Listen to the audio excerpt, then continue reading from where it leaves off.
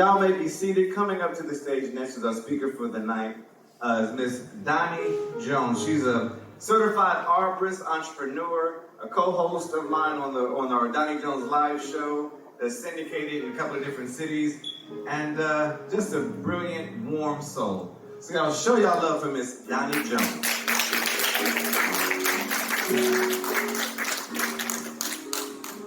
I'm shorter than Marty, so I gotta bring this mic down just a little bit.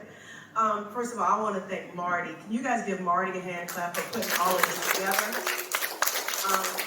And I also want to give him his props because he's brought so much into my life. And I'm so thankful that I walked into a little studio a little over a year ago and was like, I have this dream and I want to put this dream out there and I don't know how to do it. And you know Marty's like, don't worry about it, we'll figure out a way to get it done. So, and that dream has turned into a show that we do together right now. As Marty mentioned, I am a certified arborist, and when which means I basically own a tree service. Some of y'all may have seen my trucks, or some of y'all may have seen me on a billboard, and some of y'all may not have ever seen me at all and don't know what the heck I'm talking about. But when Marty asked me to come speak, the first thing that went through my head was, wow. And then the next thing that went through my head was, why? You know, because Marty knows my story, you know, and a lot of times when we know our own story, we don't see the glory in it. You know, somebody else can see the glory in it. And so for me, when he said, well, you know, just tell your story, I was like, okay, well, what does he want me to talk about, you know? And the thing that kept coming into my mind was something my mama used to say to me whenever, you know, something dropped on the ground. Have any of you guys been eating something when you were kids and then you dropped it on the ground and then you, as long as it was within a 5-second rule, you pick it up and, you know, pick it back up, right? You know, what is it? Yeah, you kind of kiss it to God and you know, blow it off, right? And so, and then my daddy would chime in and be like, you know, baby, some of y'all may have heard this. He said, baby, you know, a little dirt. There you go, a little dirt. Exactly. Well, that statement had been flowing in my head ever since. Y'all don't mind if I pick up the mic. Okay, I can't rap, I can't dance, I can't sing, so I'm not gonna sing, but I like to move a little bit. But thinking about that, a little dirt won't hurt. In my family, there was a lot of dirt. How many of you have had a lot of dirt in your family? I'm talking about a lot of dirt. I mean, just the kind of dirt that we ain't supposed to talk about, that kind of dirt. Well, growing up, my mom was a housewife, but because we was rich, it was just my dad was a very dominating man, and he didn't want my mama around other men. I don't know what the heck that had anything to do with, but you know. And so he didn't want my mom to work, and he felt like the woman's, you know, place was in the home, which is fine and all. But he was also abusive, and so he was abusive to my mother. And then after we were born, he was abusive to me. Sounds like a happy story, don't it? So, and my sisters and brothers. And so I think about the dirt that I went through, and then I look how God delivered me from it. And I always come back to that, a little dirt don't hurt, because I probably wouldn't be the woman that I am today if I hadn't transcended what God brought me through. For example, over here, let's talk about Donnie over here. Donnie's a happily married woman. You know, I have a little tree service that's, you know, by most people's measures is successful. We have a successful show with me and Marty, Donnie Jones Live, Marty and Fly.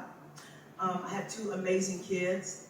I live in a neighborhood that I used to dream of that Marty makes fun of me about, but I'm gonna leave that alone. So, you know, and I've been blessed. But on the other side, Donnie, there's a Donnie that was sexually abused when she was 17 years old, or date rape. There's a Donnie that saw her mother get beaten to a pulp. There's a Donnie that lived with depression and didn't realize it was depression. I just thought, you know, some days I'm up, some days I'm down. And there's a Donnie that had at one point in her life threatened her own father to make him stop hitting her. That's this Donnie. And then I had to go back over here and go, okay, well, how does this Donnie become that Donnie? And I went back to, you know, I heard one of the pastors, I think it may have been even T.D. Jakes, that said something about how you get planted. God will plant you someplace. And I thought, well, you know, I don't feel like when I first heard that years ago, I was like, I don't feel like I was ever planted. You know, whoever poured into my life, whoever, you know, did anything for me, whoever gave me a break. How many of you guys have felt that sometimes you didn't get a break in life when you wanted one? Hello, right? But for some reason, going back to my dad's statement, the crazy guy, a little dirt don't hurt. So when I heard that sermon about planting a seed, I thought, well, maybe I am that seed. Maybe I am that seed that was planted, and maybe you're that seed that God planted. I think every single one of us was planted, and tonight I want to talk a little bit about that, and then I want to use what happened in my story to maybe give hope to other people and maybe to, you know, maybe spark something in you, because I don't know if y'all noticed, but I'm like 50 years old, and there are some things that I still want to do. You know, there's things that I've accomplished, but I also know that there's things that I still want to do, and I still feel like I'm growing, you know. But at first, I had to go through that being planted. And sometimes being planted, you're not necessarily planted where you want to be. How many of you guys have been, you know, you go down the sidewalk, you know, in the city, and all of a sudden you just see this little tree sticking up out of the sidewalk. And you're like, how did that little tree break through concrete? You know, that was God.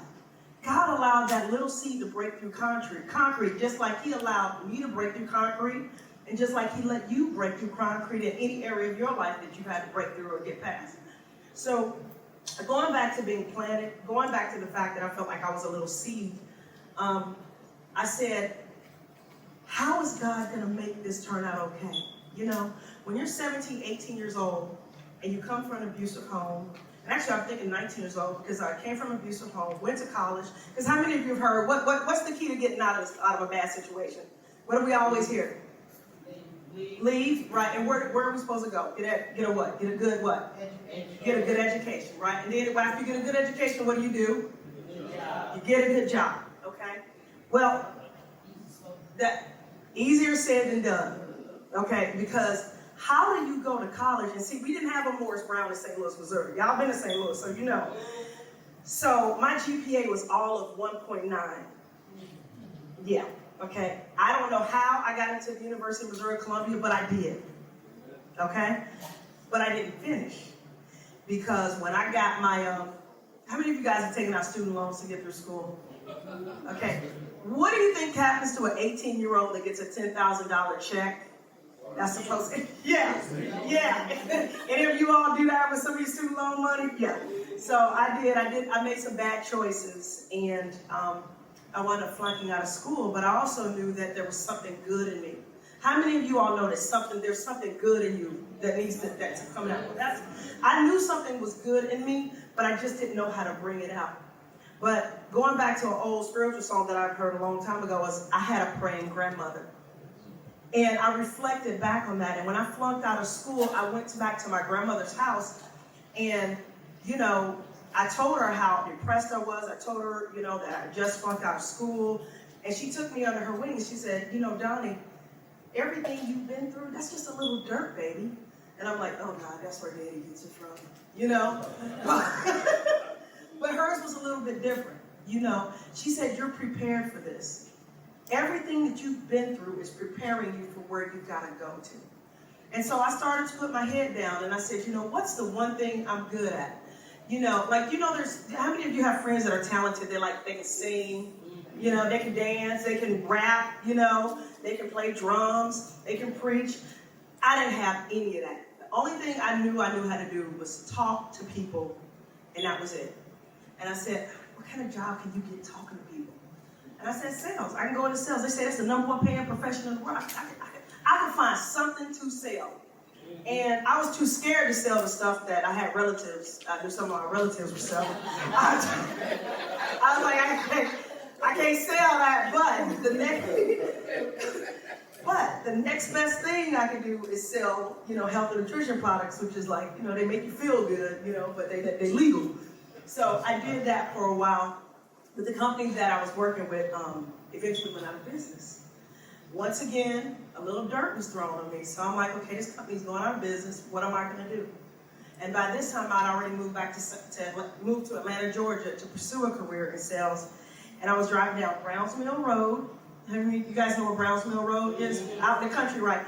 when you look out over the horizon in Atlanta, what do you see? Trees. Exactly. I said, that's exactly what I'm going to do. I'm going to go into the tree care industry because that's the industry that I grew up in. And I went through a lot with that, and I was like, how is it every time I take 2 steps forward, that's what happens? 2 steps back. 2 steps forward, 2 steps back. And finally, I got to a point where I said, I can't do this anymore. Have any of you guys been to a point where you say, I can't do this anymore? Yeah. Guess what I've learned? Whenever you get to that point where you say you can't do this anymore and you throw your hands up, guess who shows up? God shows up right then and there. And I remember God telling me exactly what my grandmother told me. She said, this is nothing but a little bit of dirt. And you were made for this. And I had to really find a way to look at every situation in my life as part of the story to become who I am today. And that's what I would encourage everybody here. Whatever your situation is, and whatever your age is, whatever whatever you are, whatever you're at right now, whatever your story is, you've enough to achieve whatever your dream is. I don't care if you're 60 years old, I don't care if you're 40 years old, I don't care if you're 15 years old. There's something in you that will allow your story to come true. And I say that because everything starts as a seed. I mean, think about the trees outside. They all start as a little bitty seed. And then what gets thrown on that seed? A little bit of dirt. And after a while, it stays in that dirt for a while. And it gets conditioned and little roots start to grow. And then one day, you see something kind of pop up out of the ground. And once it pops up out of the ground, guess what? Sometimes it becomes a big old oak tree. And that's what I felt like God did in my life. So I guess, like I said, I told Marty I wasn't going to keep you guys long, but basically, my, I guess, word today is for anybody that's got a little dirt thrown on them today, or anybody that's been through a little bit of dirt, that's just God preparing you for what's coming next for you. That's all it is. That's all it is. It's just God preparing you for the next thing in your life. So just take that dirt, let yourself be planted, and let yourself grow out of whatever the situation it is that you're in right now. That's all I have.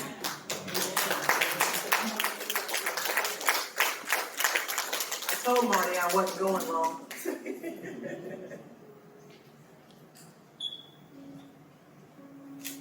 Show us some more love, y'all.